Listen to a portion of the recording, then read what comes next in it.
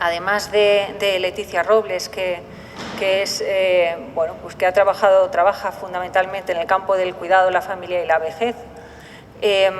Nos acompañan también Mauro Serapioni, que es profesor de la Universidad de Coimbra, del Centro de Estudios Sociales de la Universidad de Coimbra, y que tiene también esta mesa es una mesa muy coral, porque Mauro viene de Portugal, pero también es dictaminador del Premio Francisco Mercado, así que también tiene esa experiencia que resulta de mucho interés. Está al otro lado de la mesa, claro, no lo he dicho, pero se le distinguía bien.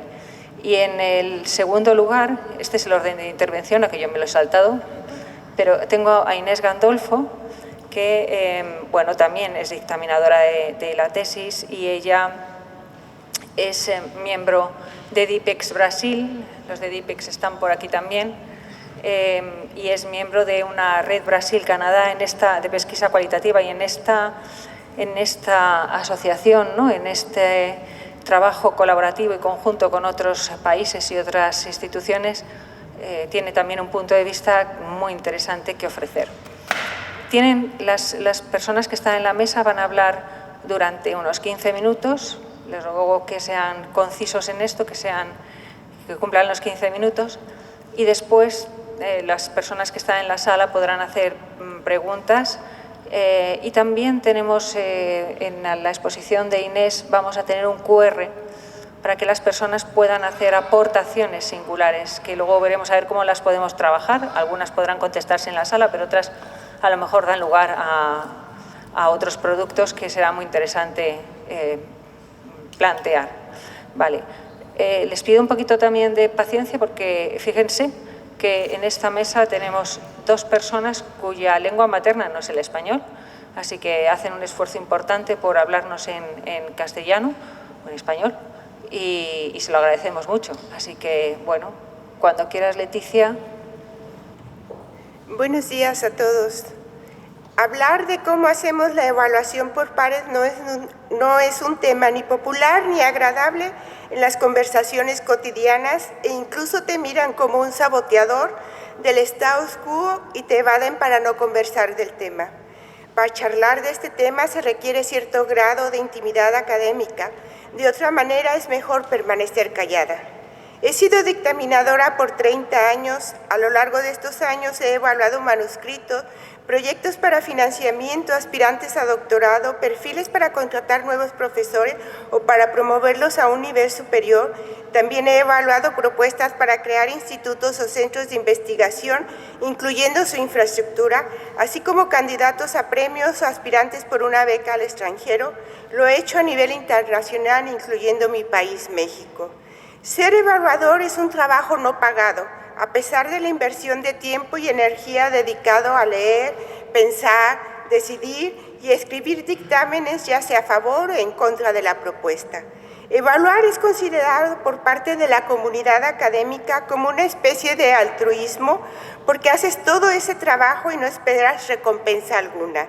La única compensación es una constancia, y a veces ni eso recibes. Aún recuerdo mi primera evaluación. Me sentía entusiasmada, honrada y con una gran responsabilidad a cuesta. Y esa experiencia se repitió a lo largo de varios años, hasta que llegó la época en que se convirtió en un verdadero sufrimiento. El entusiasmo se evaporó y francamente no sé a dónde se fue. Dos épocas identifico como evaluadora. Una primera de entusiasmo y mucho aprendizaje, y una posterior de frustración, desgano y tedio.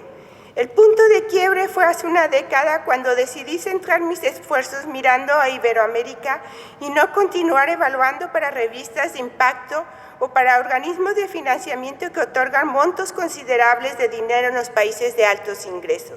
Y para mí, ese momento marcó la diferencia entre un antes y un después ahora. El antes me refiero a cuando dedicaba al menos 40 horas a leer, pensar, decidir y escribir un dictamen, lo cual hacía en cada una de esas evaluaciones.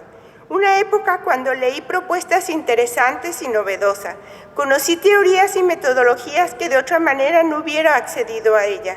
Me emocioné con hallazgos empíricos no solamente bien argumentados, sino emocionalmente vívidos, Conocí a académicos interesantes, pero particularmente aprendí muchísimo de los colegas evaluadores, lo cual me ayudó a mejorar mi mirada a evaluar y escribir un dictamen.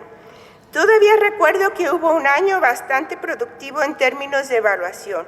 24 manuscritos para revistas, 3 proyectos de investigación por montos considerables de financiamiento y la evaluación de 15 perfiles de académicos, y no me parecía un trabajo pesado. Realmente era un placer leer manuscritos, protocolos, perfiles académicos, y estoy agradecida por todas esas oportunidades de crecimiento académico.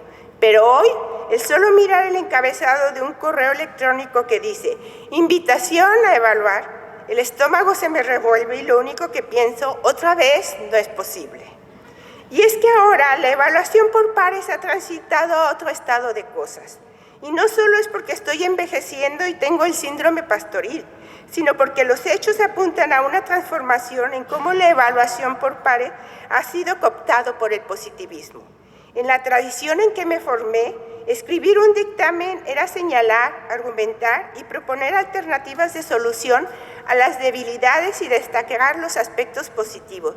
Dictámenes entre 5 y 10 páginas. Hoy, la evaluación por pares es tachar casillas de una serie de ítems o asignar un porcentaje y al final, en un cuadro, dar sugerencias a los autores. Y lo peor es que a veces tiene un límite de 1500 palabras, no más. La pregunta que me hago, ¿cómo puedes sugerir algo que previamente no has expresado y al hacerlo queda totalmente descontextualizado?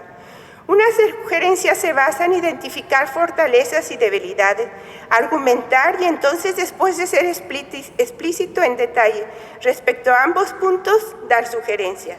Y la presencia de las listas de verificación tan de moda hoy han despojado a la evaluación por pares de su función central.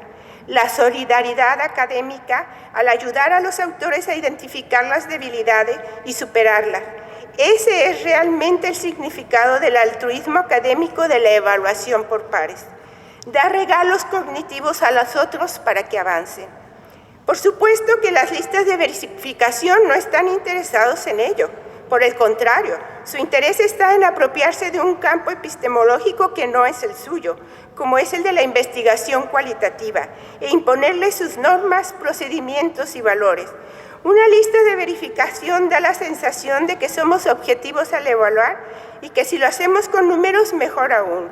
Así, eliminamos el rasgo de la subjetividad tan propio de la investigación cualitativa. Lo mejor es asesinarlo. Y como un comando de élite del positivismo, el asesinato utiliza las listas de verificación como su principal arma. Así me siento cuando debo llenar esas listas de casillas, asesinada por una ametralladora de casillas de ítems. Y las listas de verificación también ayudan a aniquilar la necesaria experticia y el bagaje teórico y metodológico sólido que se requiere para una evaluación por pares. Unos meses atrás evalué candidatos a becas en el extranjero. De las 30 propuestas recibidas, notifiqué que no evaluaría a 10 de ellas, no por conflicto de interés, sino porque eran de un campo de conocimiento del cual no sé nada, el de la museografía. Más allá de tener una cuñada que es curadora en el Museo Mexicano en Chicago y haber leído por ahí 2 o 3 artículos y visto un documental, desconozco totalmente cómo se trabaja, cuáles son sus metodologías, cuáles son las teorías que circulan en ese ámbito, por lo cual consideraba no era una evaluadora idónea ni capacitada. Ni tarde ni perezosos me enviaron un correo diciéndome que tenía la obligación de evaluar a las 30. Por supuesto que mi enojo fue bastante, así que también les respondí y les recordé que en la plataforma explicaba por qué no podía evaluar esas solicitudes y por lo tanto no podría emitir un juicio sustentado en argumentos racionales, argumentos teóricos y metodológicos. Pero que si ese era su deseo, podría evaluar, pero sería su responsabilidad la mala calidad del dictamen emitido. En media hora recibí otro mensaje. Doctora, le agradecemos mucho su mensaje, sobre todo su claridad y su franqueza. Le vamos a quitar de la plataforma esas 10 que menciona. Pero también otros se enojan. Cuando por alguna razón jóvenes investigadores me comentan que han evaluado un manuscrito o un proyecto fuera de su campo de conocimiento y del cual han leído algo en alguna ocasión y les hago el comentario que no es conveniente hacer eso porque uno no tiene todos los elementos teóricos y metodológicos para emitir un juicio razonado, su respuesta es enojarse y decir que sí pueden hacerlo.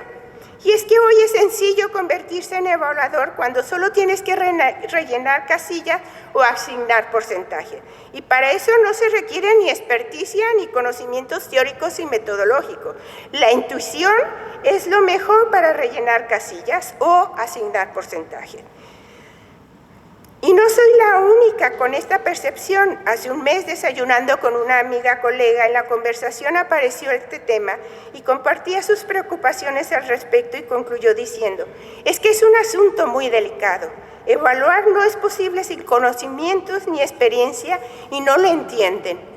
Yo estaba enojada porque me querían obligar a evaluar fuera de mi campo de conocimiento.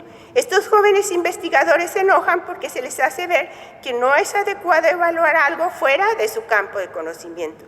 Ambos nos enojamos a causa del mismo tema, pero a partir de razones sustentadas en distintas perspectivas y con posiciones contradictorias. Y a veces la solidaridad y el altruismo terminan en sufrimiento. Sustituir un dictamen por casillas de verificación no es la mejor manera de producir conocimiento de calidad. Y si pensamos que ese conocimiento evaluado por medio de casilla nunca identifica conocimiento de calidad, y si después ese conocimiento es utilizado para las políticas sociales o para programas para la población en condición de pobreza, francamente me siento desilusionada de que quienes llenan casillas hablen de justicia social. Cada vez que espero el SIGA en el semáforo de mi centro universitario, no puedo evitar mirar ese elefante blanco, es decir, una construcción de casi 1000 metros cuadrados situado en lo que era el estacionamiento para familiares de los pacientes de ese hospital. Una construcción que gracias a las listas de verificación le otorgaron casi $1 millón a la responsable y quien fue incapaz de instalar un servicio de investigación y servicio hospitalario de medicina translacional. Y ahora la construcción está abandonada y deteriorándose después de una década. Me imagino lo que ese $1 millón le hubiera dado a los pacientes, la oportunidad de estar hospitalizado en un piso en condiciones decorosas, limpio, en camas confortables, con acceso a la tecnología médica de punta, sin necesidad de comprar los insumos para su cirugía, de espacios de descanso para sus familiares cuidadores. Mis sueños guajiros me traen solo un torbellino de emociones de indignación y frustración. Las emociones es un campo de conocimiento fuertemente instalado en las ciencias sociales y utilizado por algunos académicos en el campo de la salud. Y desde mi perspectiva, las emociones brindan una entrada a la comprensión y al análisis de eso que Weber llama acciones sociales orientadas por valores, y que me parece que en las prácticas cotidianas de la Academia Iberoamericana en investigación cualitativa en salud ayudaría bastante a abrir líneas de investigación y a comprender si realmente no es solo un eslogan vacío eso de la justicia social. Aquí solo han sido como pinceladas y algunas reflexiones preliminares de esos eventos acompañados de emociones. En el Congreso de Fortaleza en 2010, Roberto Castro, quien dio la conferencia inaugural en 2018 en Florianópolis, en una mesa sobre las prácticas y evaluaciones de la ética en investigación cualitativa en salud, comentaba que debería abrirse una línea de investigación sobre cómo hacemos investigación en este campo de la investigación cualitativa en salud en Iberoamérica, es decir, una sociología sobre nosotros mismos. Han pasado 15 años y la semilla no cayó en campo fértil. Me parece que importa vernos a nosotros mismos por nosotros mismos y no solo mirar cómo investigamos cuando hacemos trabajo de campo o cómo nos relacionamos con los informantes, los participantes o las personas de nuestros estudios. Tal vez ese momento de detenernos y debatir, investigar, analizar y mirar cuáles son nuestras prácticas de evaluación por pares. ¿Cuáles son nuestros sustentos epistemológicos y teóricos? Ya que, y me parece, el positivismo está siendo capaz de que perdamos el rumbo epistemológico y está logrando el aniquilamiento de la experticia y la formación teórica y metodológica necesaria para evaluar. Me temo que el elefante en la habitación ha llegado para quedarse, a pesar de nuestras emociones, y para sacarlo no se trata de controlar nuestras emociones, sino de utilizarla fructíferamente para encontrar salidas al epistemicidio en progreso en torno a la evaluación por pares en la investigación cualitativa en salud. Muchas gracias.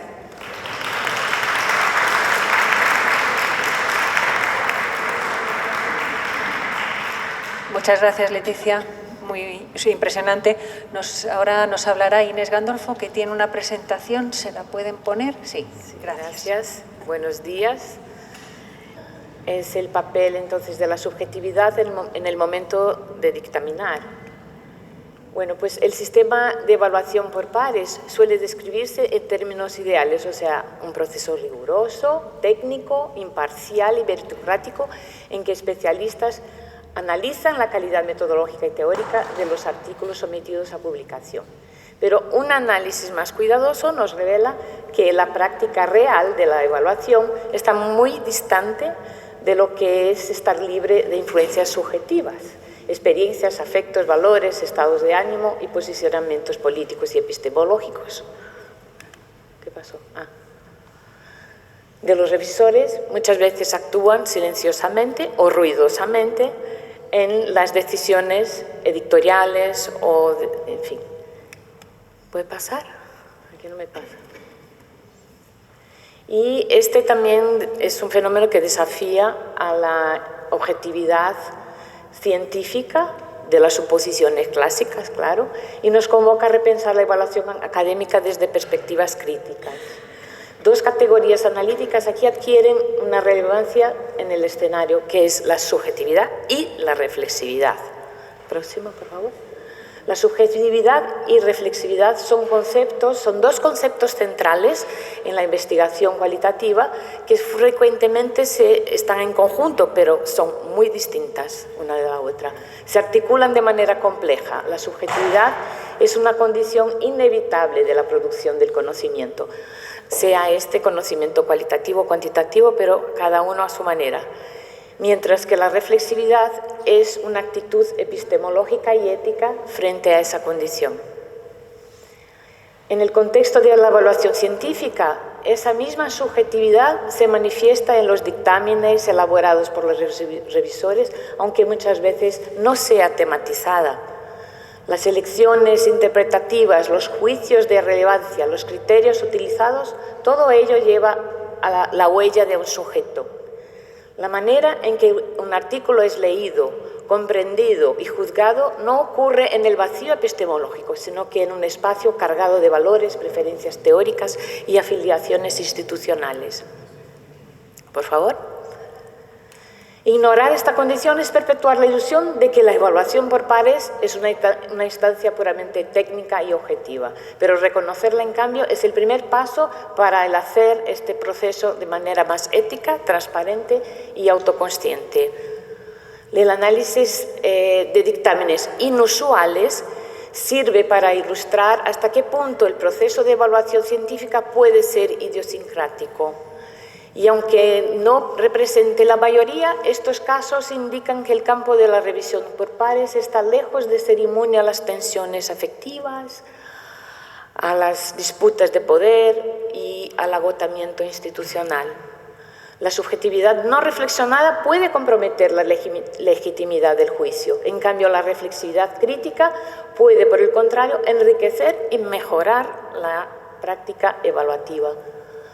Y aunque idealmente técnicos, los dictámenes de artículos científicos a veces expresan rasgos acentuados de subjetividad que pueden sobrepasar los límites de lo aceptado. Y a partir de ejemplos reales de evaluación se observa una gama de manifestaciones, desde la honestidad brutal hasta la agresividad pasivo-agresiva, desde el sarcasmo sutil hasta el puro absurdo. Próximo. Bueno, aquí solo quiero que no es aún el QR code que ha dicho, no es este aún, no, pero este es nomás para haceros saber que hubo un encuentro en Brasil, en Porto Alegre, que fue un encuentro realizado en marzo del 2025, que era un seminario internacional de formación en investigación cualitativa en salud, con el tema el desafío de la alfabetización científica, donde se produjo un manifiesto, y en ese manifiesto pues hay algunas instrucciones, algunas demandas para que se cambien las políticas de publicación y de evaluación en los comités de ética y en las revistas científicas.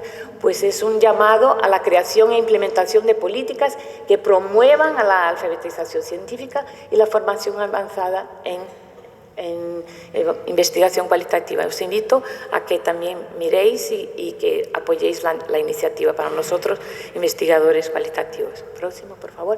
Ahora sí, ¿cuál es la utilidad pues, de algunos comentarios vagos y genéricos? Muchas veces, muchos de nosotros ya se ha recibido, por ejemplo, algunos pareceres que repiten algunas frases vacías como «le falta profundidad teórica», «no tiene las referencias adecuadas», «no cumple con los criterios de la revista», pero nadie se da el tiempo de decir en qué profundidad, qué referencias o qué criterios.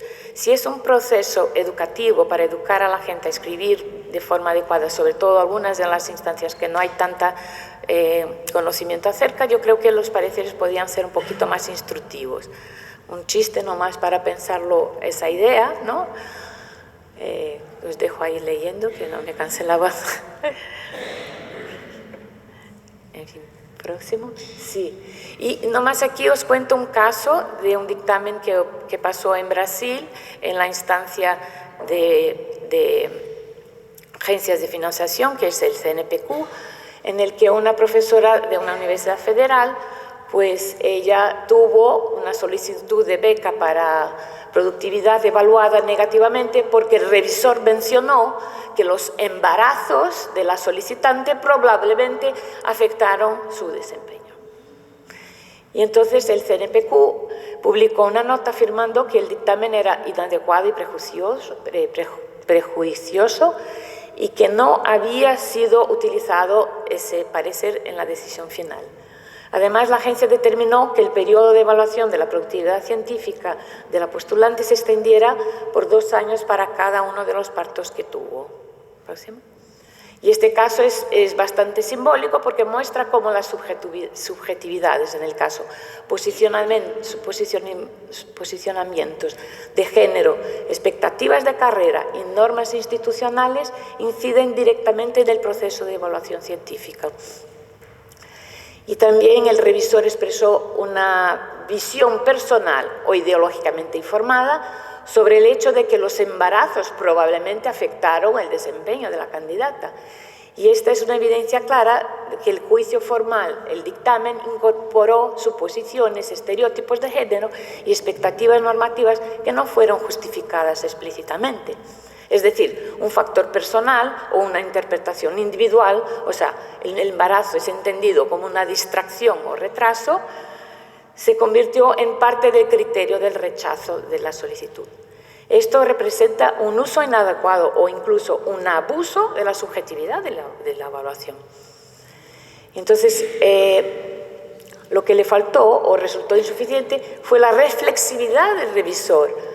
Es decir, una actitud crítica por parte de preguntarse ¿cuál es mi posición de privilegio? ¿Qué supuestos de género estoy incorporando? ¿Estoy evaluando con criterios que consideran la maternidad como un impedimento? La agencia supo reconocer la existencia, que existía una falla en la gobernanza del proceso evaluativo y realizó una corrección. Hizo una nota pública, una ampliación del periodo de la evaluación y, o sea, en suma, la reflexividad institucional se manifestó a posteriori como un mecanismo de reparación, pero lo que esperaría sería una reflexividad previa a ese proceso. En fin, ahora también es que quisiéramos muchísimo saber de vosotros, de las experiencias que habéis tenido en procesos de dictaminación, sean dictaminadores o dictaminados, acerca de cómo fue esa experiencia. Entonces, si ahora, si podéis, os pido que cuenten el caso más absurdo o lo que sea, de donde algo os llegó como una dictaminación no muy adecuada, porque después nos vamos a juntar, no hay tantas informaciones acerca de ese, hay muchas experiencias pero no están tan sistematizadas y os pediría que hicieran eso. Os doy unos minutitos finales y ya está. Sí, tenéis, gracias.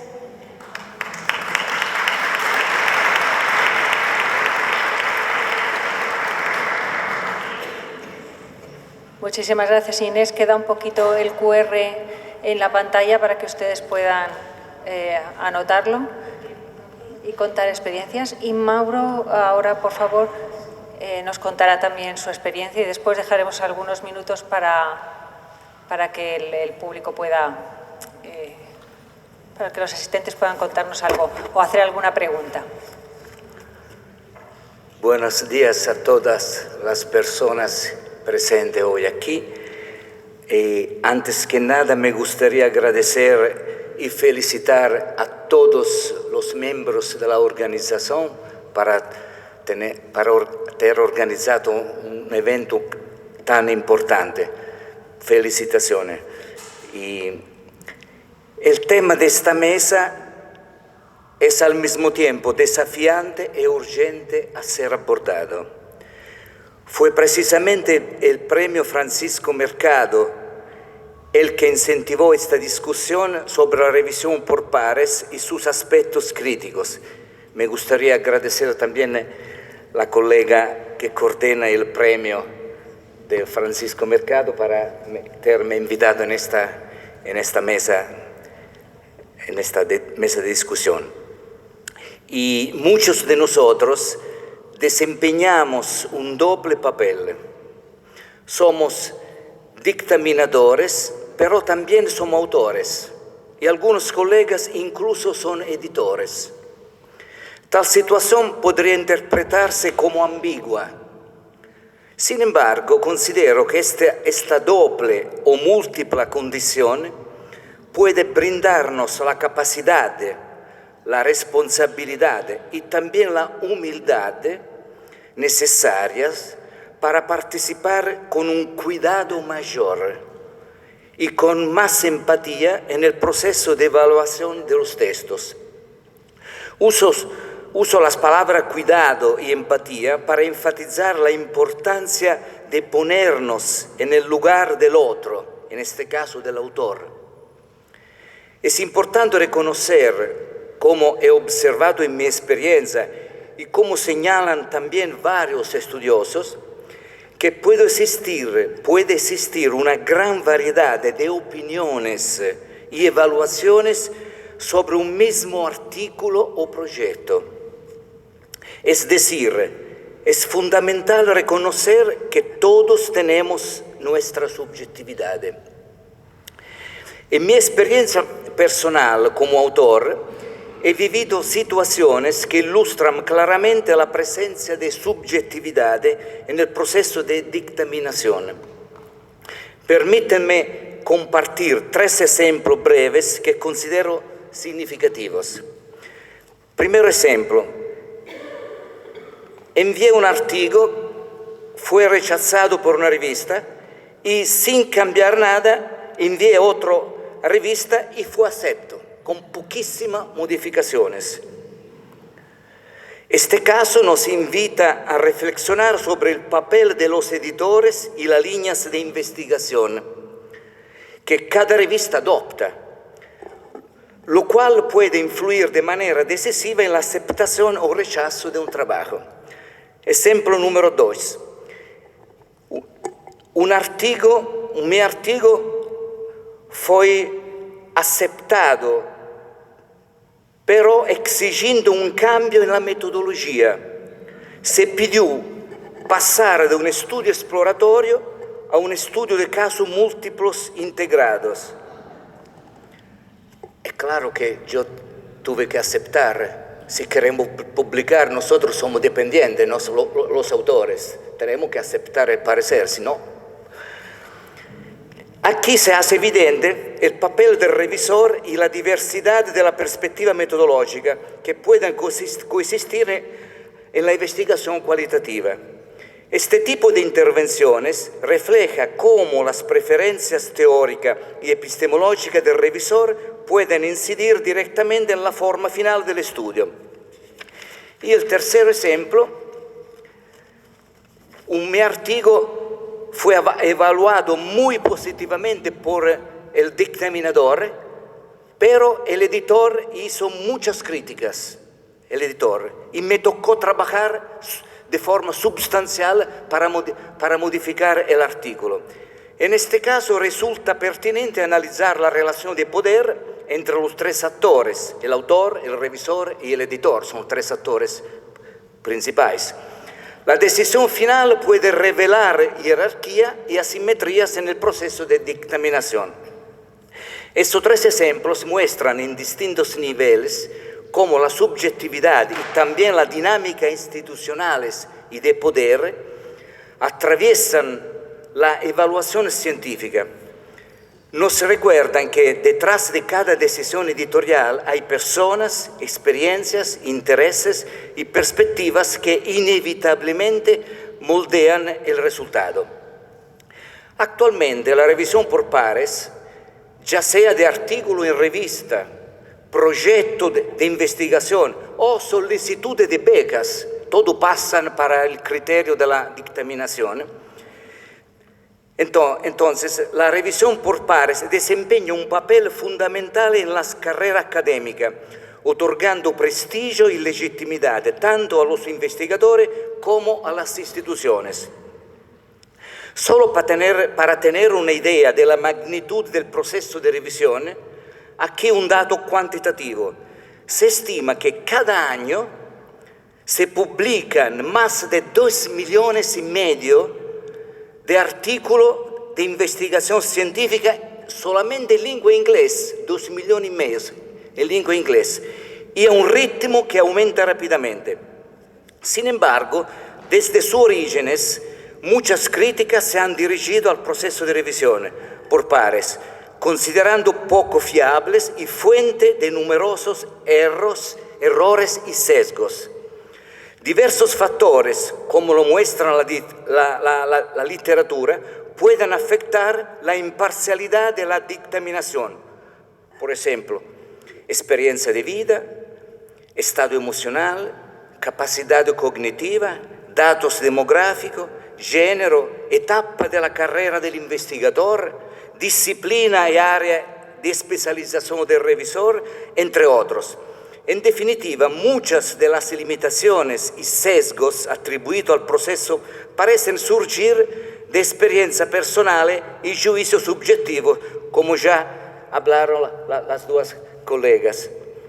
A pesar de tales problemas y de la frustración que genera entre los académicos, la revisión por pares sigue considerándose la mejor opción que tenemos, escribe un autor, aunque persiste la convicción que las alternativas al modelo tradicional son menos adecuadas. Entonces, criticamos, ma acredítase que la alternativa sería peor. Esta es la tensión que existe.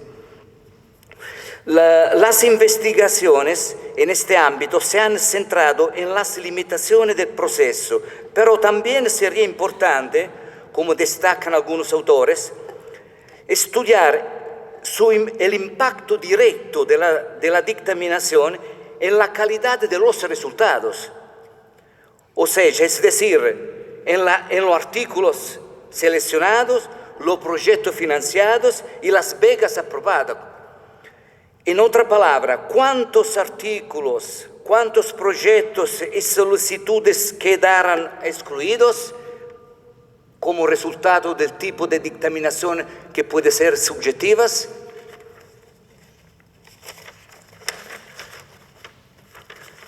La situación descrita afecta tanto a los métodos cualitativos como a los métodos cuantitativos. Los métodos cuantitativos no escapan.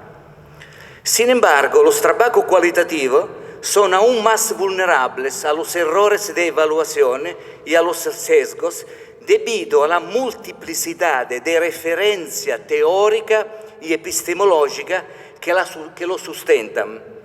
Existe una amplia literatura sobre la evaluación de la calidad de la investigación cualitativa que resalta esta diversidad. Según Hammersley, la investigación cualitativa se divide en una gran variedad de enfoques que difieren en aspectos fundamentales. Es decir, dentro de la misma comunidad académica pueden coexistir criterios y métodos distintos para evaluar trabajos cualitativos. Para Carlos Calderón, que es nuestro miembro histórico de esta red de investigación cualitativa, para Carlos Calderón, tal diversidad de tendencias y tradiciones dificulta y, entre comillas, condiciona el establecimiento de criterios de evaluación sobre la calidad de la propia investigación cualitativa. Un estudio de Santiago Delle Fosse y colaboradores analizó 58 guías de evaluación de investigación cualitativa en salud y destacó discrepancia y falta de consenso en los criterios utilizados. Este estudio confirma la falta de uniformidad en la evaluación de la investigación cualitativa, lo que propicia, según los autores, la subjetividad en los criterios de evaluación. Un estudio más reciente de Herbert y colaboradores examinó los informes de dictaminación de manuscritos cualitativos para identificar qué tipo de comentario brindan los revisores a los autores. El estudio observó los tipos de juicios, las críticas más frecuentes y la subjetividad implicadas. Algunos revisores, afirman los autores, evalúan la calidad del manuscrito desde la perspectiva de un paradigma de investigación cuantitativa. En este sentido, hablan de una dictaminación realizada con una mentalidad cuantitativa. Analizan estudios, proyectos cualitativos con una mentalidad cuantitativa. Por ejemplo, confunden el concepto de generalización con el de representatividad estadística inherente a la tradición positivista. Nosotros sabemos que, sea a través de los trabajos de la Cecilia Minayo en Brasil y también de Castro en México, podemos generalizar los resultados de un estudio cualitativo, ma trátase de una generalización, como los autores hablan, analítica y no representativa. Y en cuanto al estudio, en cuanto al estilo y tono de la dictaminación, otros estudios observaron que en general los revisores mantienen un tono respetuoso y constructivo al formular comentarios, aunque no todos sean tan corteses ni generosos. Existen también numerosos ejemplos en los que los comentarios pueden resultar contraproducentes e incluso destructivos. Y muchas veces recibimos nosotros como autores muchos comentarios destructivos. Entre las muchas guías y recomendaciones existentes para mejorar la revisión por pares, me pareció interesante la propuesta de Taylor y Bradbury Jones, publicada en el Journal of Clinical Nursing. Los autores recomiendan no un guión, ma 6 principios para una buena revisión. Primero, compromiso, o sea, es un servicio voluntario de forma gratuita, pero nosotros también como autores después estamos beneficiando de este servicio. Competencias. La clave de una buena revisión radica en la experiencia y el dominio técnico, obviamente. Coraje. Puede parecer contradictorio, pero a veces necesitamos tener el valor de decir, no, yo no tengo la especialidad para dictaminar este texto. Tenemos que tener este coraje. Comunicación. Señalar con claridad la fortaleza y debilidad de un manuscrito, tanto a los autores como a los editores, y precisar lo que se requiere exactamente. Compasión.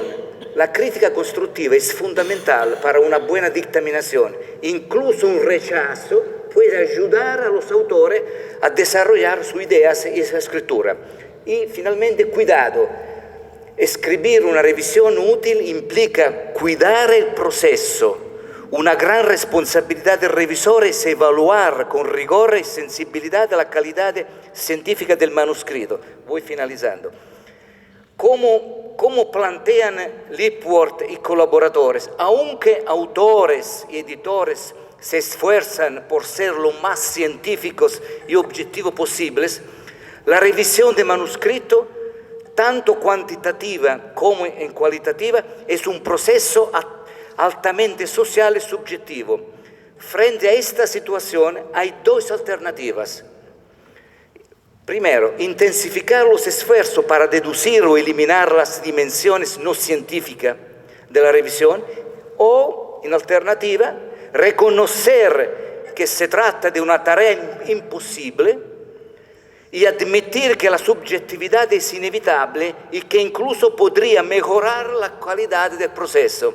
En esta línea, quizá sea mejor no ocultar la subjetividad, sino reconocerla. Para finalizar, es importante mencionar los nuevos modelos de revisión por pares que se han venido experimentando en los últimos años.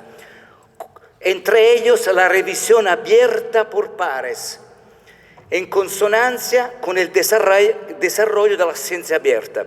Este modelo propone 7 aspectos clave: identidad abierta, informe abiertas, participación abiertas, interacción abierta, manuscrito previo abierto, comentarios abiertos sobre la versión final y plataforma abierta.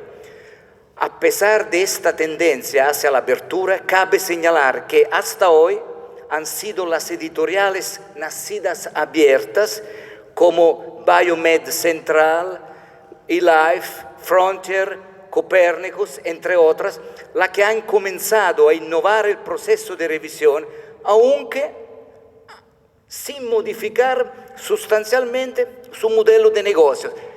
Son innovadores, creativos, pero no renuncian a negocios. Sin embargo, y con esto concluyo, siguen existiendo muchas tensiones entre quienes desean una transformación rápida de la revisión por pares y quienes prefieren mantener el status quo actual. Este es el estado de arte que encontré en una revisión de literatura y a partir de mi experiencia. Muchas gracias.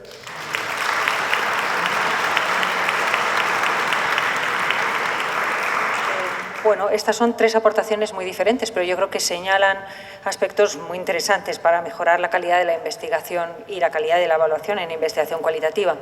La semana pasada, Alejandra López, en un evento sobre la red iberoamericana en investigación cualitativa en salud en Montevideo, que promovía AECI, decía que teníamos que trabajar por plantear criterios de evaluación cualitativa que no fueran simplemente contradictorios o opuestos a los de la investigación cuantitativa. La red asume el guante o coge el guante y trabajaremos en ello. Mientras tanto, creo que nos va a dar tiempo a 2 preguntas y el anuncio lo vamos a hacer ahora, el de la estancia. Sí, podemos poner esa. Bueno, uno de los. Esta mesa no es casual. Llevamos mucho tiempo pensando en esta subjetividad de la dictaminación y la necesidad de compartir con otras personas nuestras experiencias, nuestros conocimientos. Por eso el Premio Francisco Mercado anuncia una estancia académica virtual de entrenamiento en la revisión de pares en investigación cualitativa en salud, en la que una persona seleccionada acompañará todo el proceso de dictaminación de las tesis que se premiarán en la edición de 2027. En breve se va a abrir el plazo para el envío de tesis. Tienen toda la información tanto del envío de tesis para la edición 2027 como de esta estancia académica virtual de entrenamiento, que creo que es un lujo sentirnos acompañados en la mesa por estos magníficos conferenciantes, pero también es un lujo acompañarles en esta estancia, ¿sí? Luego en la página web tienen toda la información y por favor no dejen de consultarlas. 2 preguntas Y recuerden, preguntas, porque experiencias las vamos a poner en el QR, ¿sí? Algo breve, cortito, para la mesa. No sean tímidos, ayer había muchísimas manos levantadas. Nada. Denise, gracias.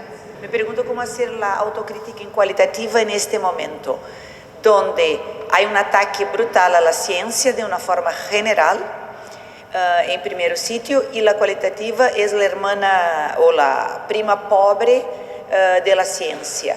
Como estando en una posición de poco privilegio y de casi la periferia de la ciencia, podemos a la vez ser críticos de nosotros mismos sin poner en riesgo lo que hemos logrado establecer en términos de ubicación y prestigio. O sea, desde mi perspectiva, yo creo que el asunto de ser crítico es crucial. O sea, porque a la crítica se le ha entendido muy negativamente, como que criticar es lo que no debes de hacer nunca porque pones en riesgo al otro. Y yo creo que ahí es donde aparece la solidaridad académica, el altruismo. Es que quien critica está haciendo el trabajo que se supone como autor uno debió haber hecho de identificar las debilidades. Entonces, cuando quien evalúa identifica cuáles son las debilidades, le ha hecho el trabajo, la mitad del trabajo al autor para poder mejorarlo, ¿no? Por eso es la crítica a los checklists. En las casillas uno no les puede decir, esta es la debilidad, estas son las posibles soluciones, ya cada quien decidirá. Porque yo creo que la única manera es fortalecer la calidad de los textos académicos que produce la investigación cualitativa. O sea, mientras no tengamos de calidad esos textos, poca incidencia vamos a tener para que nos tomen en cuenta. Entonces, la crítica está siendo parte y la mitad del camino. O sea, yo creo que hay que valorar a la crítica como lo que es la solidaridad, que otro te está dando un obsequio diciéndote, mira, aquí tienes tu debilidad, aquí podrías tomar esta solución A, B o C, tú decides, pero yo creo que es la manera de salir de este hoyo en el cual nos encontramos, ¿no? Sí, yo creo que es muy injusto la distribución de los de quién puede publicar o no, y la mirada desde la perspectiva cuantitativa sigue siendo la hegemónica. Y de hecho creo que espacios como estos en los que podemos pensar en cómo influenciar a las políticas de publicación y llevar pues estas instrucciones de cómo se evalúan trabajos cualitativos acerca del letramiento, de la alfabetización, acerca de estudios cualitativos, tiene que ser algo que lleve allí. Yo creo que el manifiesto es también un punto importante porque en él se señalan estas diferencias, estas injusticias y este modus operandi de la forma de hacer investigación cualitativa. Yo creo que como grupo podemos influenciar mejor que separados. Entonces yo creo en el poder de las redes, del hacer conjunto, y creo que sí podemos influenciar desde que seamos unidos y fuertes también, aunque pocos, pero cada vez más gente, para que se llegue a las políticas de publicación, a las políticas de fomento, nuestras reivindicaciones. Yo creo muy interesante las preguntas. En mi pequeña revisión de literatura que hice, yo encontré mucha crítica, en la verdad, a los manuscritos cuantitativos. O sea, el proceso de dictaminación es crítico, sobre todo para los textos cuantitativos. Ahora, nosotros tenemos que también hacer algún análisis, alguna evaluación para, como dicen las colegas, mejorar nuestra producción. Nosotros tenemos que mejorar nuestra producción y tenemos que hacer un análisis para poder realmente mejorar los textos. Mas la crítica en los textos cuantitativos, nosotros tenemos la característica, como hablan muchos autores de nuestra línea, tenemos muchas epistemologías, muchos enfoques, muchas tradiciones. Esto puede complicar, pero no crea grandes problemas. Tenemos que que desarrollar la capacidad tener la capacidad de gerenciar la diversidad. Es una riqueza, mas tenemos también que promover la calidad. Ma, repito, la grande crítica es para lo manuscrito cuantitativo, lo que yo encontré. Después, entre nosotros, podemos hasta aprovechar de esta crítica para identificar los puntos críticos, considerando que tenemos una variedad de epistemología y de enfoques cualitativos. Muchas gracias.